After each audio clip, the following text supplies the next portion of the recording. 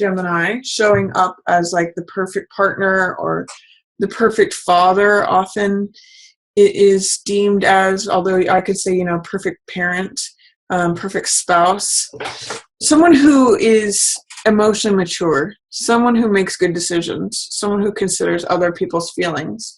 So one way or another, this represents stabilizing of your emotions. You're sort of like king of your emotions, in control of your emotions, thinking about things in a compassionate, loving way, and showing up as the ideal emotional version of yourself. So this could either be you or someone else. If this is representing someone else, most likely it is a water sign, Scorpio, Cancer, or Pisces. But if this is you, Gemini, then that's the theme. And for some reason, I'm also getting, master of love, showing up as someone who puts love at the forefront, because that's what Cups energy is about. It's water energy, which is emotion and love. So I kind of get, for March for you, put love first, Gemini. Make that the center of everything you do, because King of Cups has a lot of rich rewards in that area. You may be having a difficult time envisioning what you want. This is your shadow card, Gemini. And so for March, 3 of Wands in reverse means having a sense of vision that's not quite available to you. 3 of Wands in the upright position means the visionary, the creative. 3 is a creative number. And as you can see in the card, 3 of Wands is looking out over the empty domain and deciding what he wants to build. Where's my empire going to go? What's it going to look like? What do I want to build? I'm waiting for my ship to come in with all the supplies for what I want to build. So it's kind of a dreaming card. And it's saying, what do I want? What do I want to create? Again, that 3 number of creativity. When this is in shadow and in reverse, both of those are kind of like dampers on it, or just like, I look at it as like a dirty windshield. You can't quite see it. It's there. But the fact that it's in reverse and in the shadow position says there might be something about this that you don't have access to right now. You might be having a hard time dreaming about what it is you want to create next, or what your next landing point is going to look like, or what your next creative project is going to be. I really look at this 3 of Wands in reverse and shadow as like writer's block, or when they talk about the blank page staring at you, or the blank canvas, and you're not sure what to start with or where to initiate that next step. 3 of Wands just says maybe explore a little, dream. What can help with this is vision boarding. If you cut out pictures of what it is you want to create, or even better, writing down words that describe the emotional feeling of where you want to end up. Like when you describe what your empire is going to look like, or what you want to create, what is filling the space in front of you that you're looking out onto, what are the qualities that you would like to have it embody?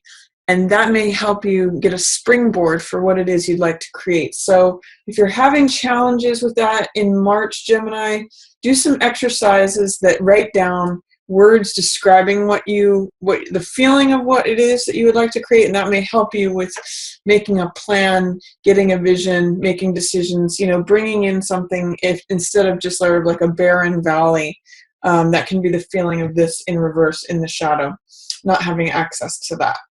And also other people's creativity can sometimes springboard you. So like if you're an artist and you're having creative block, start looking at other art.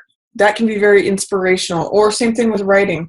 If you're a writer, read other authors' works that can inspire you. Same thing with music, all that kind of stuff. Whatever it is that you do or that you're trying to create, sometimes looking at a variety of works from others can help you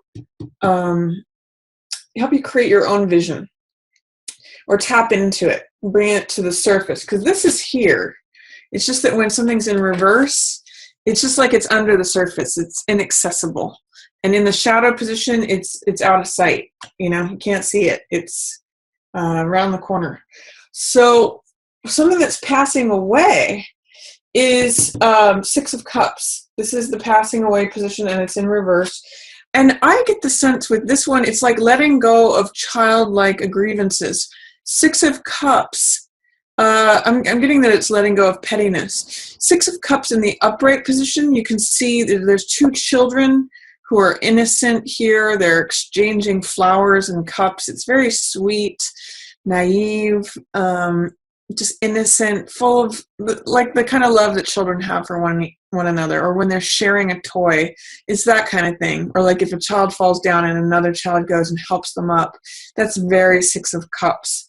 Six of Cups also means sentimentality.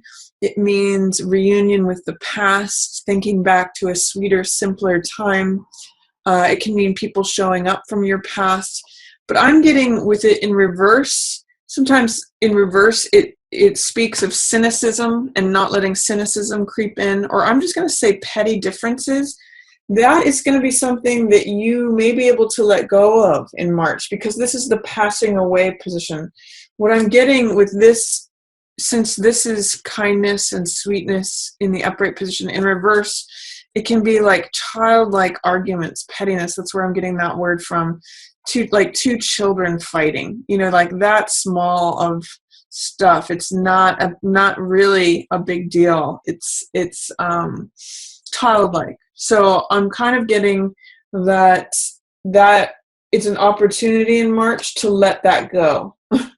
And I think actually there's another channel on YouTube called Infinite Waters, and he has a great video on how to let that go in 20 seconds or something like that. You'll have to look for it. But when you're trying to let go of something that's petty and insignificant, he has a great video on that. And I get with this card passing away and this card being the central focus, there's a real maturity here from Child of Cups. If you look at these two in conjunction with one another, if you look at Children of Cups to the mature adult of Cups, there may be an opportunity for you Geminis to do some real work in terms of letting this childlike part of yourself go, or not so much. Childlike parts of ourselves can be very good, but because this is in reverse, this is sort of like a negative childlike part of ourselves. It's kind of like something we want to let go of. It's when we're showing up as that 4-year-old tyrant or something, when we're stamping our feet and throwing a tantrum. What this is showing me with these two positions and this in reverse is that anything that's sort of like impetuous child, or, throwing a fit, or the childlike qualities that aren't positive, that's passing away. And this one is what's emerging. This is what's here.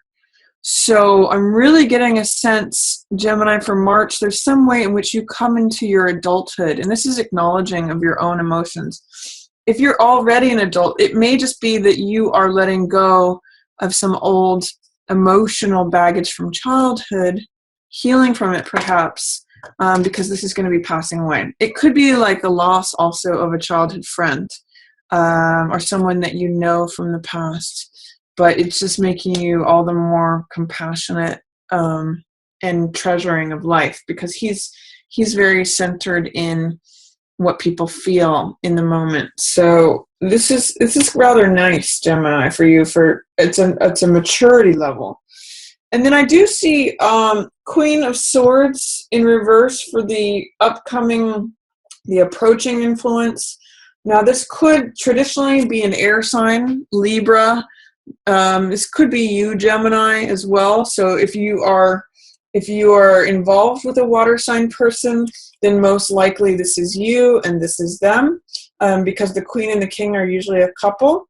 And there may be some missing, like not seeing eye to eye, because she's in reverse, he's upright. So he's looking at things this way, and she's looking at things from 100% 180 degree. So this is you, Gemini.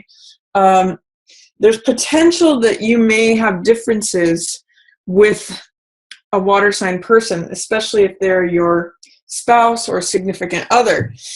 Keep in mind that they are on your side. This is someone who's showing up honestly. They're trying to be an ally. They're trying to be supportive, but they may just not see things the way that you're seeing them. So keep that in mind.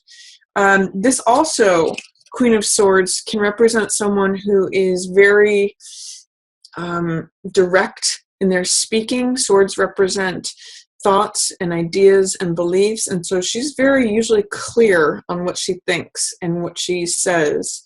Queen of Swords is in alignment with the truth here. That's the sword that she holds up. But in the reverse position, she may not be seeing things clearly. So, just make sure that you are honest with yourself. That's gonna, if you are represented here, if you identify with Queen of Swords, make sure that you're being honest with yourself, because there's something coming up in the future that you may not, there's something that's rapidly approaching that you need to be 100% honest with yourself. Otherwise, your own creative personal power is going to be out of whack. That's what's being highlighted for you for March. Magician is being able to create the results we want. Now, it's kind of related to this, if you think about it. This is creative visioning, and this is putting it into practice and action. So you have to think about what you want to create first, and then this is creating it. So if this is challenged, this may be also. And that's what's highlighted here, is that until you put your conscious mind in a focused, clear direction, in one direction. Remember, he's single-minded. It's the one card. It's the first, other than the Fool, which is the 0 card, this is the first numbered card of the major arcana. So this means focus. It means creation, creativity, power, connecting to your own personal power. It means drawing things from the etheric realm down here to the physical world, and it means relying upon all the different resources. So there's the sword, which represents thought, cups, which represent emotion, the coin, which represents the physical world and physical matter, and then the rod, the flowering rod, which represents life and energy, life force, passion, enthusiasm, all of those things. So what Magician does is he fuses all of these elements and creates whatever he wants. So with this highlighted in reverse, it's saying that there may be a challenge to your own ability to create the results that you want. And I'm going to say that if you can get clear, because this is so murky over here, this is in reverse and in shadow, if you can get clear on what your vision is, and what your aim is and your goal of what you want to create, that may help you turn this guy around. If you can turn this around, then it's going to be more likely that you can rely on the support of this person, whoever this King of Cups is, to get here.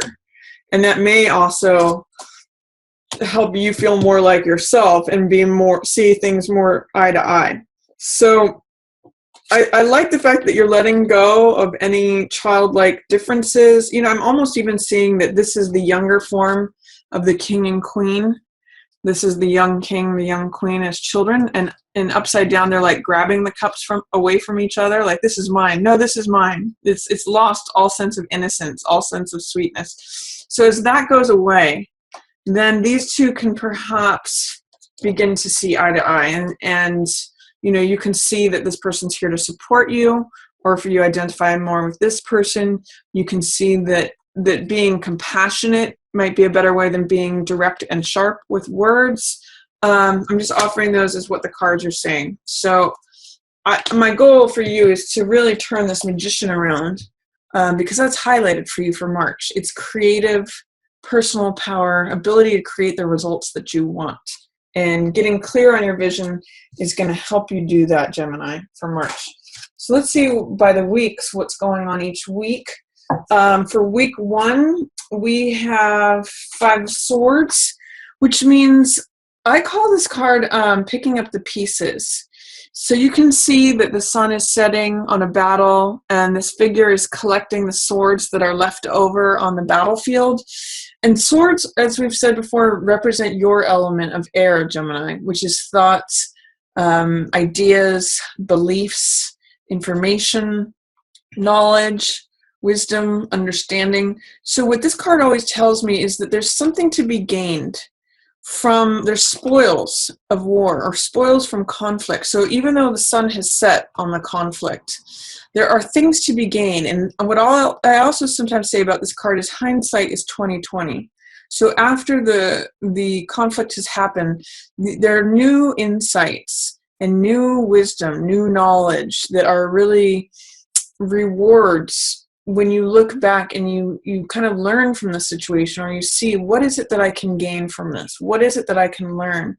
What new information can I collect now that this thing is over? Or what, since this battle is over, am I going to leave it behind and then see what I can take forward with me? So that's a theme for the first week of March, Gemini, is take what you can from any battle that has happened or an ongoing conflict that may be wrapping up, and see what you can learn from it, see what knowledge, wisdom, understanding, new ideas, beliefs you can gather and take with you as sort of new rewards, new information.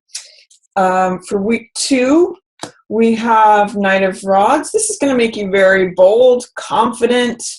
This guy is a very courageous person. Knight of Wands, he'll rush into any battle and he goes for it. Knights are often about balancing energies. So on one side, on the high side, he can be very brave, he can be courageous, he can be daring, he goes for it, he's energetic, enthusiastic, passionate, fiery.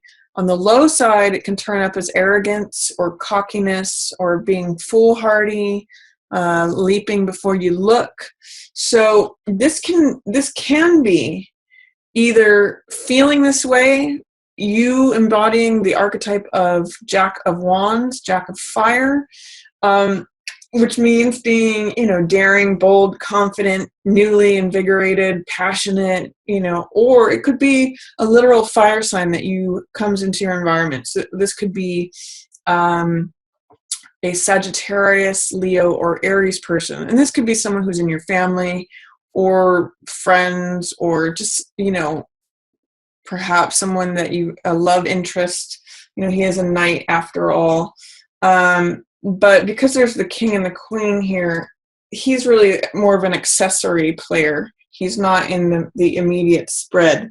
So this could be someone who is trying to get in on one of these people in this relationship, potentially. Or this could be like one of your kids, fire sign kid. Or it also could be you embodying the qualities of Knight of Fire, which is, like I said, courageous, daring, bold, all of those things. So whoever this person is going to be featured during the second week of March.